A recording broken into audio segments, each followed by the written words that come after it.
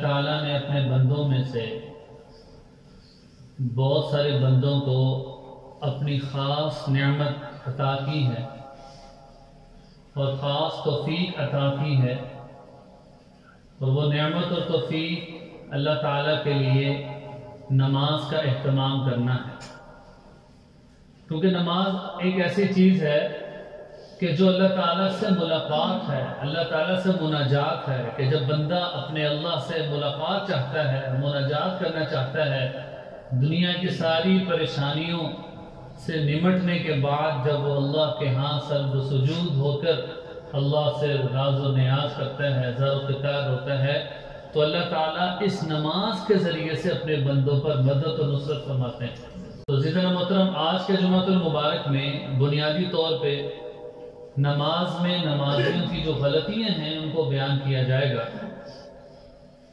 کہ نماز میں نمازیوں کو کس قسم کی غلطی درپیش ہو جاتی ہے، حالانکہ ان غلطیوں سے جہاں تک ہو سکے بچنا ضروری ہے۔ تو عزیزان محترم، اللہ تعالیٰ نے جہاں قرآن پاک میں نماز کا اہتمام کا حکم دیا ہے، اقیم الصلاۃ، اور آپ صلی اللہ علیہ وسلم کی بہت ساری روایات ہیں، خود نماز پڑھ کر صحابہ کو بتلائی،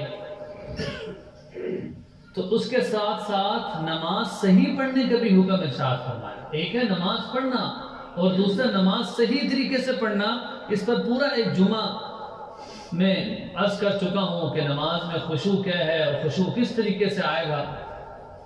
آپ صلی اللہ علیہ وسلم نے فرمایا کہ صلو کما رأیتمونی اصلی، کہ تم نماز ایسے پڑھو، اس حال میں پڑھو جیسے تم مجھے نماز پڑھتے ہوئے دیکھتے ہو۔ لہذا عبداللہ بن عمر رضی اللہ عنہ کی ایک روایت ہے، وہ فرماتے ہیں کہ ہم آپ صلی اللہ علیہ وسلم کے ساتھ ایک مرتبہ تشریف فرما تھے، آپ صلی اللہ علیہ وسلم بھی موجود تھے، تو ہم نے دیکھا کہ ایک شخص آئے اور انہوں نے نماز پڑھی۔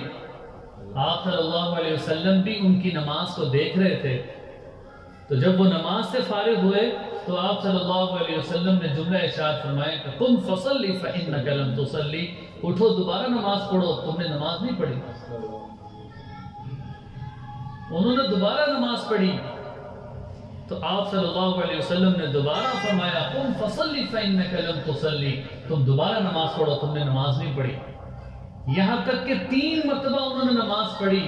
پھر آپ صلی اللہ علیہ وسلم چونکہ معلم تھے، امت کو سکھلانے والے تھے، خود کھڑے ہوئے اور اس شخص کو، ان صحابی کو نماز پڑھ کر دکھائی کہ اس طرح نماز پڑھنی ہے۔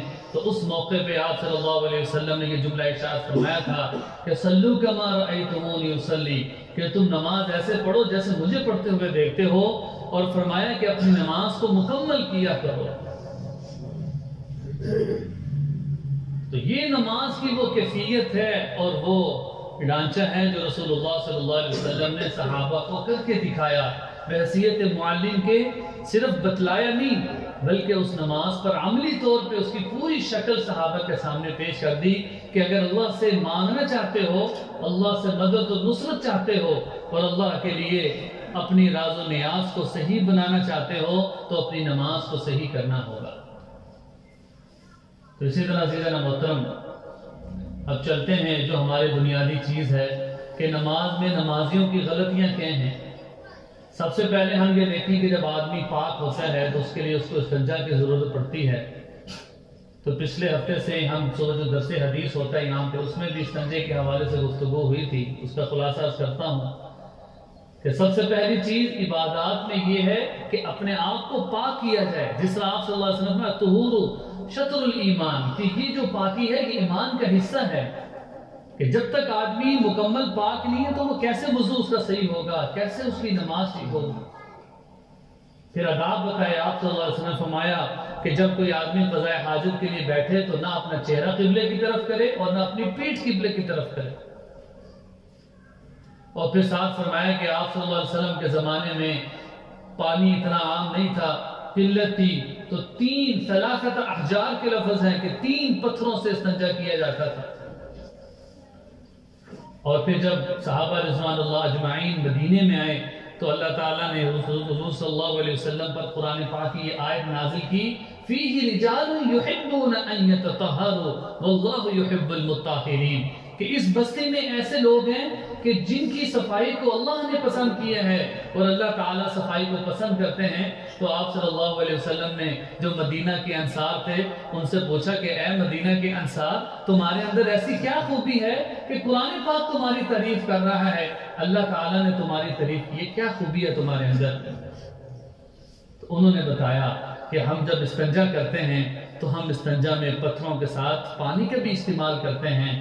تو آپ صلی اللہ علیہ وسلم اس پر بہت خوش ہوئے اور فرمایا کہ اگر کوئی استنجا پتھروں سے کرے تو اس کو یہ بھی لازم ہے کہ وہ پانی کے ساتھ بھی استنجا کرے. اصل میں یہ زیادہ تر پیش آتی ہے ان علاقوں میں، یہ بلوچستان ہو گیا کہ جہاں پر نہ واش روم ہے نہ وہاں پہ پانی ہے، تو پتھروں کے ساتھ وہاں پہ استنجا کیا جاتا ہے. تو اس زمانے میں اسی طرح کی کیفیت تھی. فرمایا کہ اصل مقصود کامل طہارت ہے، استنجے سے بھی ہو جاتی ہے لیکن جب یہ پانی استعمال کرے گا تو اس سے کامل طہارت حاصل ہو جائے گی. اور اس لیے آپ صلی اللہ علیہ وسلم پر قرآن پاک کی یہ آیت اتری کہ یہ پانی کے ساتھ اپنے آپ کو مکمل صاف کرتے ہیں. پھر ہم نے ایک حدیث پڑھی، آپ صلی اللہ علیہ وسلم نے منع فرمایا کہ آدمی پیشاب کرے اس جگہ پر جس جگہ پر وہ غسل کا ارادہ رکھتا ہو. اس سے آپ صلی اللہ علیہ وسلم نے منع فرمایا. اس سے یہ بھی پتہ چلا کہ جو نہانے کی جگہ ہے وہاں پر پیشاب کرنے کی سخت ممانعت ہے، کہ جب وہ جگہ ہی نجس ہو گئی، اس نجس جگہ پر کھڑے ہو کے کیسے کامل طہارت حاصل ہو سکتی ہے؟ تو اس لیے نہ قبلے کی طرف منہ ہو قضاء حاجت کے وقت، نہ پیٹھ ہو، کامل طہارت ہو. اور جب یقین ہو جائے کہ میں پاک ہو گیا ہوں تو اپنے آپ کو پاک کرے. اور پھر فرمایا کہ اس کے بعد وضو کی بھی کچھ غلطیاں ہیں. وضو کی غلطی کیا ہے کہ سب سے پہلی چیز یہ ہے کہ بسم اللہ نہ پڑھنا. بہت ساری روایات میں آپ صلی اللہ علیہ وسلم نے فرمایا اللہ کہ جس میں الفاظ مفہوم ہے کہ جب تم وضو کا ارادہ کرو تو بسم اللہ پڑھو، اللہ تعالیٰ کا نام لو. اچھا یہ کوئی فرض واجب چیز نہیں ہے کہ ایک آدمی نے بسم اللہ نہیں پڑھی تو اس کا وضو نہیں. سنت اور مستحب عمل ہے تو ہم نے تو مستحب عمل کو بھی اختیار کرنا ہے، سنت کو بھی اختیار کرنا ہے. فرمایا کہ ہر عضو کو 3 مرتبہ دھونا یہ مسنون ہے. حضرت عبداللہ بن عمر رضی اللہ سے روایت ہے کہ ایک دیہاتی رسول اللہ صلی اللہ علیہ وسلم کی خدمت میں حاضر ہوئے. انہوں نے پوچھا کہ یا رسول اللہ میں وضو کس طرح کیا کروں؟ پھر آپ صلی اللہ علیہ وسلم نے مکمل وضو ان کو کر کے بتلایا، پورا وضو کر کے دکھایا اور آخر میں ارشاد فرمایا کہ ہر عضو کو 3 مرتبہ دھونا یہی حقیقت ہے. اور فرمایا کہ جو حدیث کے مفہوم ہے کہ جو اس سے زیادہ کرے گا وہ زیادتی کرنے والا ہے. تو ایک صورت یہ کہ ایک مرتبہ بھی دھونا نہیں. دیکھیں فرض تو مکمل ہو گیا لیکن بات ہو رہی سنت کی کہ سنتوں کو جب اختیار کریں گے اپنے ہم چھوٹے چھوٹے اعمال میں تو ان سے اللہ تعالیٰ کا قرب حاصل ہوگا. دیکھیں جتنا وضو جاندار ہوگا نماز بھی اتنی شاندار ہوگی. ہر عضو کو 3 مرتبہ. اب یہ بھی نہیں ہے کہ 5 مرتبہ دھو لیا جائے کہ مجھے یقین نہیں ہو رہا کہ میرا وضو کامل ہوا کہ نہیں. میں کہ 3 مرتبہ ہر عضو کو دھونا یہ مسنون ہے. اور پھر اس کے بعد آپ صلی اللہ علیہ وسلم کی روایت سے ملتا ہے کہ انگلیوں اور پاؤں کا خلال کرنا، پاؤں کی اور ہاتھ کی انگلیوں کا خلال کرنا کہ جس میں خلل الاصابع والرجلین کے الفاظ ہیں کہ آپ صلی اللہ علیہ وسلم نے فرمایا کہ جب تم میں سے کوئی وضو کرے اس کو چاہیے کہ وضو کامل کرے اور اپنے ہاتھ اور اپنے پاؤں کی انگلیوں کا خلال کرے. حضرت عبداللہ بن عباس رضی اللہ عنہ سے پوچھا گیا کہ کس طریقے سے آپ صلی اللہ علیہ وسلم خلال کیا کرتے تھے تو انہوں نے 2 طریقے ارشاد فرمائے. سب سے پہلا طریقہ یہ ہے کہ ہاتھ کی انگلیوں کے خلال آپ صلی اللہ علیہ وسلم اس طریقے سے فرمایا کرتے تھے کہ دوسرا اس طریقے سے آپ صلی اللہ علیہ وسلم کرنا. ایک اس طریقے سے اور دوسرا صرف اس طریقے سے کرنا.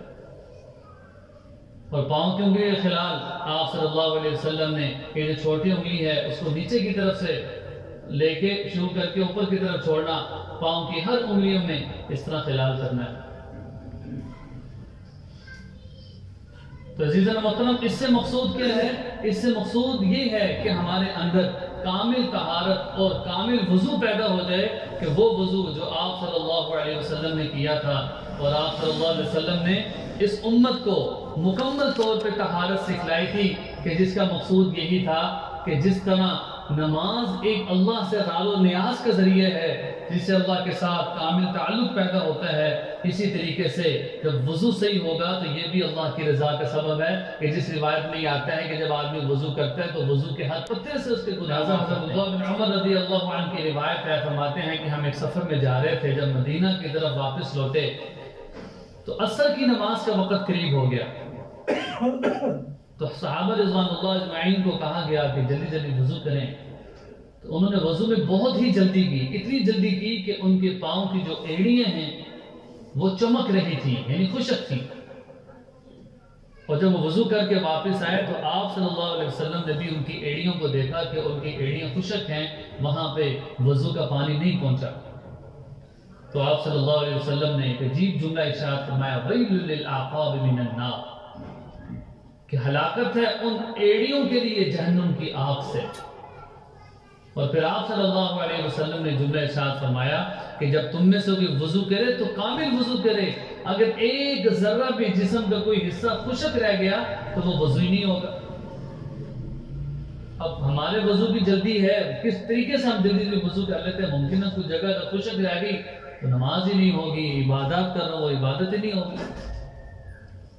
ٹھیک ہے، وضو میں 3 مرتبہ ہر عضو کو دھونا ہے، لیکن جب تسلی ہو جائے اور یقین ہو جائے کہ کوئی عضو خشک نہیں رہا تو اس وقت یہ اپنے آپ کو مکمل سمجھے کہ میرا وضو مکمل ہو گیا۔ اگر ذرہ برابر بھی کوئی جگہ خشک رہ جائے گی تو میں کہ اس سے وضو نہیں ہوگا۔ اور آپ صلی اللہ علیہ وسلم نے سخت وعید ارشاد فرمائی ہے کہ ایسے جلدی وضو کرنے والے کہ جن کی ایڑیاں خشک رہ جائیں ان کا کامل وضو نہیں ہے۔ اور پھر فرمایا کہ وضو میں جسم کا کوئی بھی حصہ، خواہ وہ سر کا مسح ہی کیوں نہ ہو، چوتھائی سر کا مسح کرنا فرض ہے۔ اور آپ صلی اللہ علیہ وسلم نے منع فرمایا، بہت ساری روایات میں موجود ہے کہ ایسا نہیں ہے کہ ایک آدمی نے سر پہ کوئی چادر لپیٹی ہوئی ہے یا اس نے کوئی کپڑا سر پہ رکھا ہوا ہے اس کے اوپر وہ مسح کر لے۔ یہ اس طرح آج کل کوئی لوگ وگ لگاتے ہیں سر پہ، تو وہ سر کا مسح اگر کریں گے تو ان کا مسح نہیں ہوگا۔ جو وگ لگا لیتے ہیں نا سر پہ تو ان کا مسح نہیں ہوگا۔ چوتھائی سر کا مسح کرنا یہ فرض ہے، اس کے بغیر وضو مکمل نہیں۔ وضو کے 4 فرائض ہیں، ان میں سے سب سے پہلے کیا ہے؟ چہرہ دھونا، پیشانی کے بالوں سے لے کر ٹھوڑی کے نیچے تک، ایک کان کی لو سے دوسرے کان کی لو تک۔ اور دوسرا کیا ہے؟ دونوں بازو دھونا کونیوں سمیت۔ ایک روایت میں یہ بھی ہے کہ بعض صحابہ نے وضو کیا تو دیکھا بعد میں کہ ان کی جو کونیاں وہ خشک ہیں، تو آپ صلی اللہ علیہ وسلم نے اس پر فرمائی، یا ایھا الذین آمنوا اذا قمتم الی الصلاۃ فاغسلوا وجوہکم، اپنے چہرے کو کامل دھو، وَأَيْدِيَكُمْ إِلَى الْمَرَافِقِ، اور اپنے دونوں بازو دو کونیوں سمیت۔ لہذا اگر کونی خشک رہے گی تو پھر بھی اس کا وضو نہیں ہے۔ اور پھر تیسرا یہ ہے کہ چوتھائی سر کا مسح کرنا، ایک آدمی مسح کرنا ہی بھول گیا وضو میں تو اس کا وضو ہی نہیں ہوا۔ اور چوتھا فرض کیا ہے کہ دونوں پاؤں دھونا ٹخنوں سمیت، کہ اگر ٹخنے خشک رہ گئے تو پھر بھی اس کا وضو کامل نہیں ہوا۔ اس سے اندازہ ہوا کہ کھونیاں بھی دھونی ہیں، ٹخنے بھی دھونے ہیں، اس کے بغیر اس کا کامل وضو نہیں ہو سکتا۔ اگر ذرہ برابر بھی کوئی جگہ خشک رہ جائے گی تو وہ خشک جگہ یہ فرمایا کہ اس سے وضو کامل نہیں ہوگا۔ اچھا، وضو کے بعد کا ایک مسئلہ ہے کہ وضو کے بعد کچھ لوگ دعا پڑھتے ہیں، شہادت کی انگلی آسمان کی طرف کر لیتے ہیں، اس کا کوئی ثبوت نہیں ہے۔ صرف جو مسنون دعائیں ان کو پڑھنا چاہیے ہیں وہ نماز سے کچھ پہلے کی ہیں سب، اور ان میں بنیادی بات یہ ہے کہ آپ صلی اللہ علیہ وسلم نے فرمایا کہ جب اقامت ہو رہی ہو تو اس وقت نماز پڑھنے سے آپ صلی اللہ علیہ وسلم نے منع فرمایا ہے، نوافل پڑھنے سے سخت منع فرمایا کہ جب نماز کا وقت ہو تو اس وقت صفوں کو سیدھا کرنا یہ بھی نماز کا حصہ ہے، اور مسجد کے آداب کا خیال رکھنا یہ بھی ضروری ہے۔ مسجد میں دنیاوی گفتگو کرنا، بلند آواز سے بولنا، یہ کوئی حدیث نہیں ہے، لیکن ایک بزرگ ہیں ابو الیاس سمرقندی رحمہ اللہ، انہوں نے لکھا کہ جو آدمی مسجد میں دنیاوی باتیں کرتا ہے یا اونچی آواز سے گفتگو کرتا ہے، اللہ تعالیٰ اس کی نسلوں کو دین سے محروم کر دیتے ہیں۔ یہ کوئی حدیث نہیں ہے لیکن بزرگوں کا ایک قول ہے۔ تو اس لیے عزیز محترم ہم خیال کریں، صحابہ رضوان اللہ اجمعین کی صحیح حدیث ہے کہ اگر کسی کو بلانا ہوتا تھا تو وہ اونچی آواز میں بولنے سے رے کرتے تھے، پتھری کنکریوں سے صحابہ کو بلاتے تھے اگر مخاطب کرنا بھی ہوتا تھا، ورنہ اونچی آواز سے گفتگو